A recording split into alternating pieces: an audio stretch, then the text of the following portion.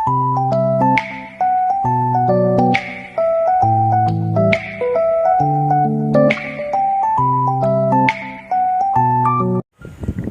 you for choosing me, Charles.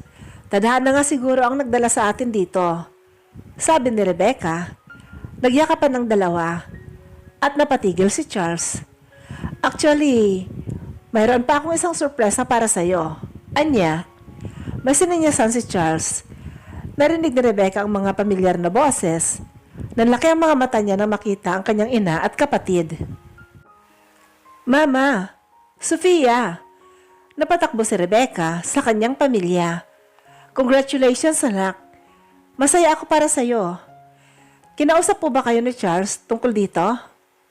Oo, humingi siya sa akin ng permiso na pakasalan ka. Napangiti si Rebecca. Talagang planado pala ni Charles ang lahat. Hindi tuloy niya maiwasang hindi kiligin sa mga ginagawa ni Charles para sa kanya. Lumipas ang mga araw. Kumalat sa internet ang engagement ni Charles at ni Rebecca. Ang daming babaeng naiinggit sa kanya sapagkat isang mayaman at gwapong lalaki ang kanyang papakasalan. Aray! Napahawak si Rebecca sa kanyang ulo. Kasalukuyan siyang nagtitimpla ng kape na maiinom ni Charles sapagkat gabi na. At marami pa rin siyang kailangang tapusin na trabahong naiwan niya magmula nang umalis sila. What happened? Tanong ni Charles kay Rebecca. Wala. Sumakit lang ang ulo ko. Mukhang kailangan ko nang magpahinga. Sabi ng dalaga. Love, matulog ka na. It's already 11 p.m. Matutulog din ako kaagad kapag natapos ko itong mga papeles ko. Isasama din kita sa business trip ko sa Tagaytay bukas. Kaya mag-ipon ka ng lakas. Sabi ng binata. Agad namang sumunod si Rebecca. Nauna siyang umakyat sa kanilang kwarto. Nakatulog kaagad si Rebecca dahil sa pagod. Kinabukasan, late na ring nagising si Rebecca at nagulat ito nang makitang nakagayak na si Charles. Rebecca, finally, you're awake. Sobrang himbing ng tulog mo. Hindi ka nagising sa alarm clock? Sabi ni Charles nung nakangiti. Hala, 9:00 na? Sana ginising mo ako. Ni Rebecca. It's okay, hindi naman ako nagmamadali. Sandali, maliligo lang ako. Sige, tapos mag-drive-thru na lang tayo sa fast food para sa almusal natin. Tumango si Rebecca. Mabilis na kumilos ito upang makaalis na sila sa kanilang biyahe. Hindi pa rin mawalang antok na nararamdaman niya. Do you want to sleep? Tanong ni Charles. Tumango si Rebecca at agad na ipinikit ang kanyang mga mata. Nagising siya nang makitang nasa isang malaking bodega sila. Wala si Charles sa driver's seat. May kausap itong lalaki sa labas. Agad na bumaba ng sasakyan si Rebecca. Charles, nandito na ba tayo? Tanong niya. Love, you're awake. Halika, may papakita ako sa'yo. Sabi ng binata. Anong ginagawa natin dito? Tanong niya. Actually, I was planning on selling my sports car. Tila ba may lungkot sa boses ni Charles? Ha? Bakit naman? Nagtatakang tanong niya. I don't want to drive those cars again. Ayoko na kasing maulit yung aksidente noon. Sabi ng binata habang nakatingin sa kanya. Napakunot ang noon niya. Anong aksidente? Nabangga ka? Tanong ni Rebecca. Nakabangga ako. May lungkot sa boses niya. Napaawang ang labi ni Rebecca sa sinabi ni Charles. Kasabay nun, ang pagbukas ng mga malalaking pinto ng garahe. Nanlaki ang mga mata ni Rebecca nang makita ang 5 kotse. Sa'yo lahat ng to? Tanong niya. Isa-isa niyang pinuntahan ang mga sasakyan. Ngunit napatigil siya nang makita ang isang pamilyar na kotse at nang tingnan niya ang plaka nito, ay bumaliktad ang kanyang mundo. Charles? Sa'yo to? Tanong niya. Yes. That was the car I was driving. Noong gabi na nakabangga ako. Hanggang ngayon binabangungot ako ng nakaraan ko. At si Ate Jenny, kriminal pa rin ang tingin sa akin hanggang ngayon. Dahil hindi na natapos ni Charles ang kanyang sasabihin nang biglang napaupo sa panghihina si Rebecca. Biglang nag-flashback sa kanyang isipan ang nangyari sa kanyang ama kung paano namatay ang ama niya. Dahil sa mabilis na sasakyang sports car, At hindi niya akalain na sa tagal ng paghahanap sa nakapatay sa kanyang ama, ay nasa harapan lang niya.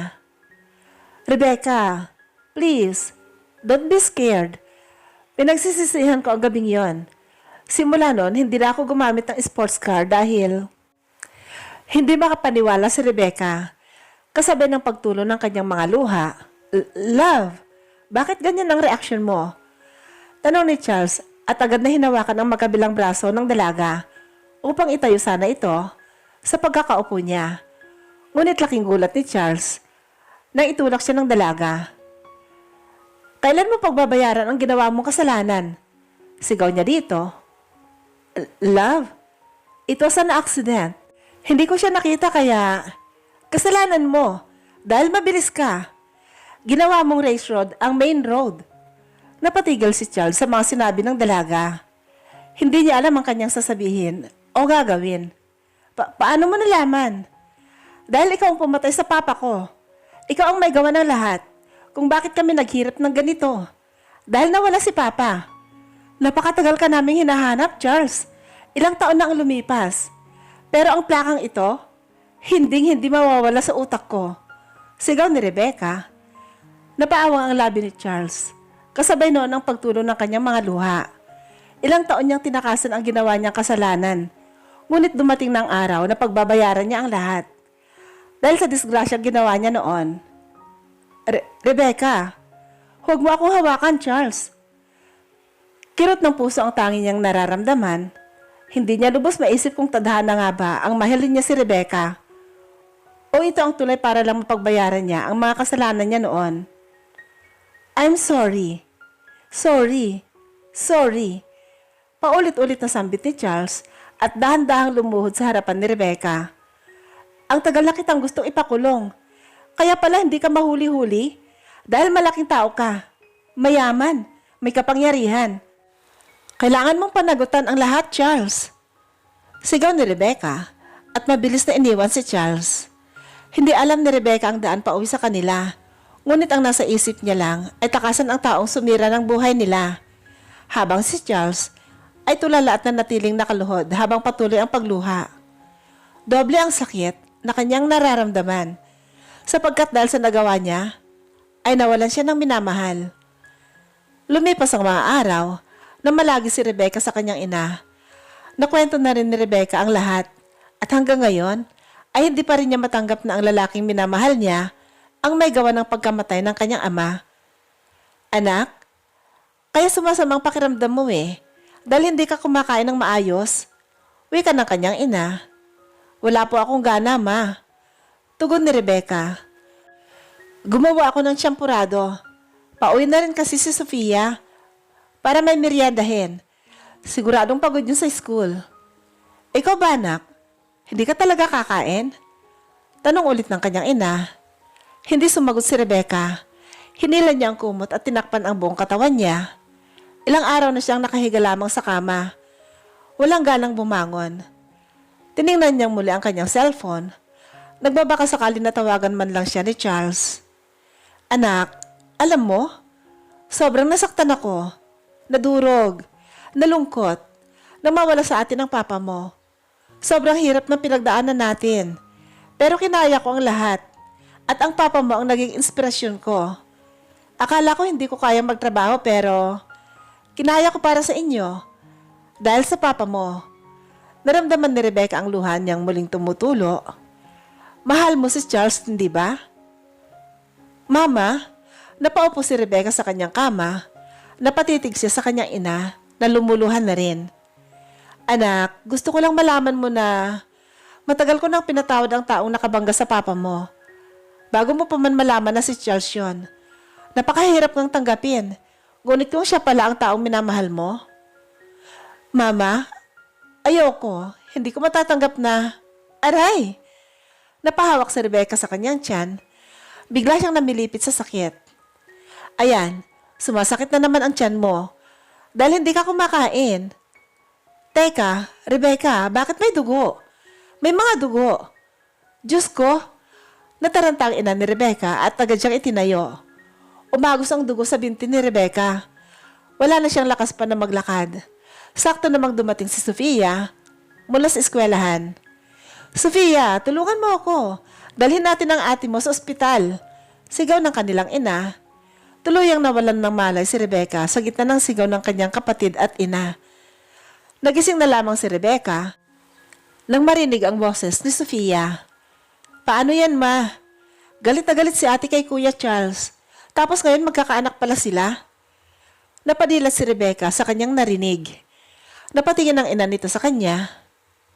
Rebecca, anak, kailangan mong magpahinga. Nagdadalang tao ka. Sabi nito at hinawakan ang pisngi ni Rebecca. Paano ito, ma? Hindi ko kayang isipin ng ama ng anak ko ay yung taong pumatay sa lolo niya. Mama, paano na to? Ayoko po nito. Lumuluhang sabi ng dalaga. Anak, walang kasalanan ang batang dinadala mo. Sa ayaw at sa gusto mo, kailangan mo siyang alagaan at may karapatan si Charles. Dahil anak niya rin ito. Kailan mo ba balak sabihin sa kanya? Tanong ng kanyang ina. Hindi ko kayang sabihin, ma. Simula nang iwanan ko siya sa Tagaytay. Hindi na niya ako kinausap ulit. Pakiramdam ko tapos na ang connection naming dalawa. Napayo ko si Rebecca habang lumuluha. Pero paano ang baby mo, ate? Lalaki siyang walang tatay? Sabad naman ni Sofia. Napahawak sa sentido ang dalaga. Anak, kumain ka na. Alam mo bang dahil sa pagod, stress, at gutom mo sa sarili mo ay humina ang baby mo? Muntik na siyang mawala. Kaya alagaan mo ang sarili mo. Kahit para sa anak mo na lang. Hinawakan niya ang kamay ni Rebecca. Bigla naman silang napatingin sa malaking TV ng ospital nang marinig ang pangalan ni Charles. Sumuko ang sikat na businessman na si Charles Slim matapos niyang umamin sa mga otoridad na mayroon itong aksidenteng nagawa 10 taon na ang nakakalipas. Kasalukuyang nasa hukuman ngayon ang binata upang litisin sa korte. Napaawang ang labi ni Rebecca. May poses ang dalawang kamay ni Charles habang dinadala sa loob ng police station. Diyos ko, anak, si Charles, magpapakulong siya. Gulat na sabi ng ginang.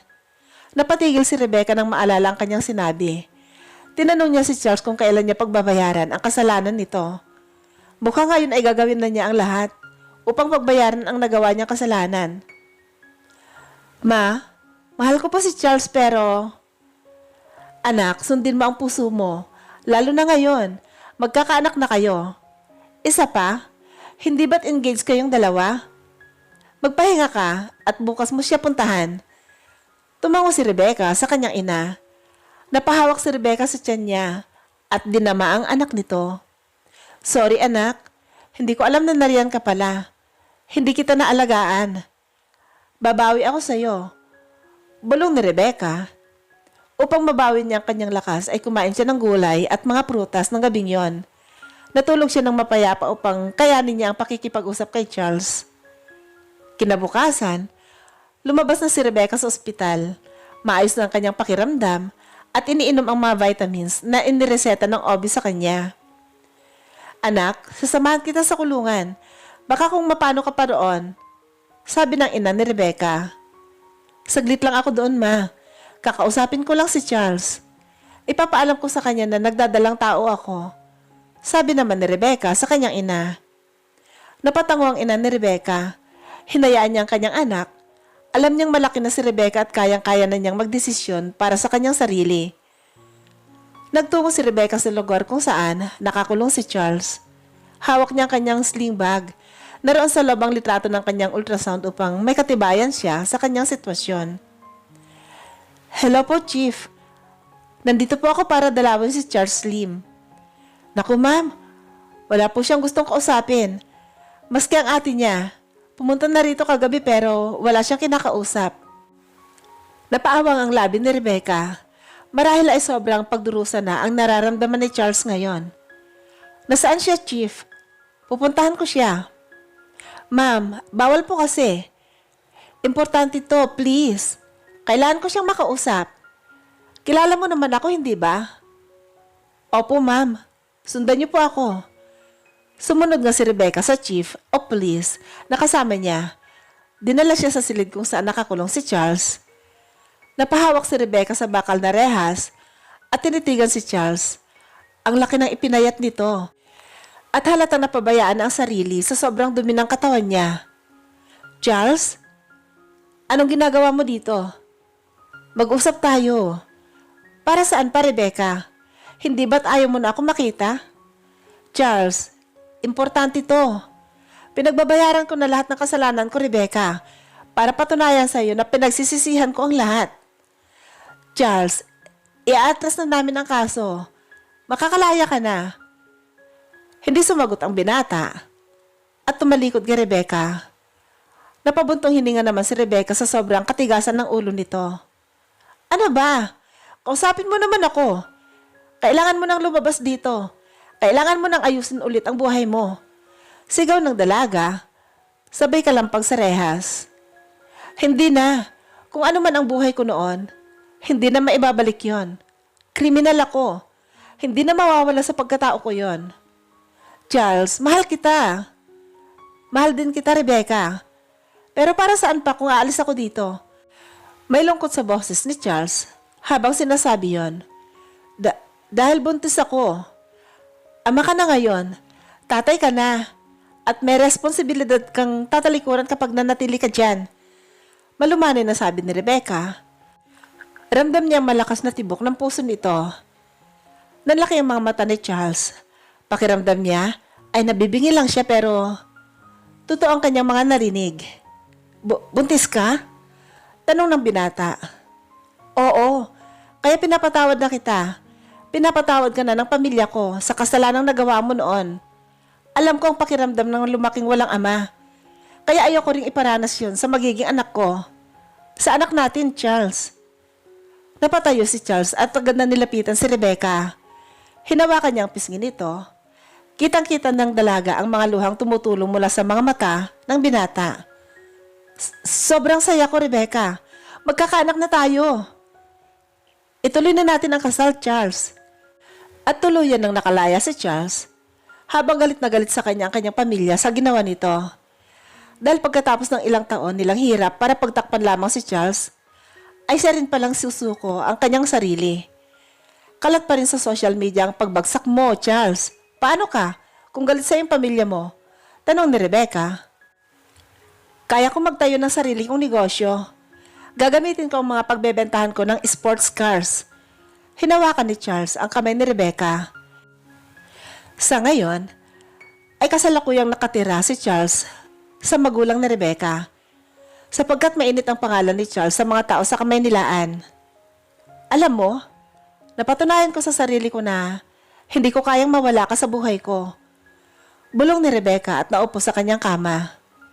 Napatunayan kong ikaw ang buhay ko, Rebecca. Para akong patay noong nawala ka. Noong umalis ka, pakiramdam ko wala nang saysay ang buhay ko. Sabi naman ni Charles at tinabihan ng dalaga. Hinawakan ng binata ang pisngi ng dalaga. Dahang-dahang nagdikit ang kanilang mga labi. Di naman ni Rebecca ang mainit na halik ni Charles. Pinagsaluhan nilang isa't isa ng gabing yon. Mabuhay ang bagong kasal. Nagsisigawan ang mga tao sa tuwa. Kasabay nito ang mag-asawang Lim na palabas ng malaking simbahan. Lumalaki na ang tiyan ni Rebecca at malapit na nilang malaman ang gender ng kanilang anak. Congratulations mga anak, sabi ng ina ni Rebecca. Charles? Boses yun ng ina ni Charles. Laking gulat niya nang makitang dumalo pala ang kanyang magulang sa kasal nila. Mom, let's talk. Wika ng kanyang ina. Agad na sinundan ni Charles ang ina nito. Naroon pala sa sasakyan ng kanyang ama at mga kapatid. Congratulations on your wedding, kuya. Bati ni Justin sa kanyang kapatid. Thank you. Akala ko hindi kayo pupunta. It's been a month, anak. Nakamove on na ang mga tao. Kami pa kayang pamilya mo? We've been waiting for you to come home pero nabalitaan namin na nakabili ka na ng bahay niyo ni Rebecca. Sabi ng ina nito. Yes, ma'am. Ilang buwan na lang manganganak na si Rebecca. Kaya naghahanda na ako. Sagot ng binata sa kanyang ina. That's great. I know you'll be a great father. Hindi na ba kayo galit sa akin? Sa kahiyang na ginawa ko sa pamilya natin? Tanong ni Charles. Hindi anak. Hindi kami galit sa'yo. Napayakap si Charles sa kanyang pamilya. Nakita iyon ni Rebecca, kaya agad siyang nagmano sa magulang ni Charles. Congratulations sa inyo. I am excited to see my grandchild.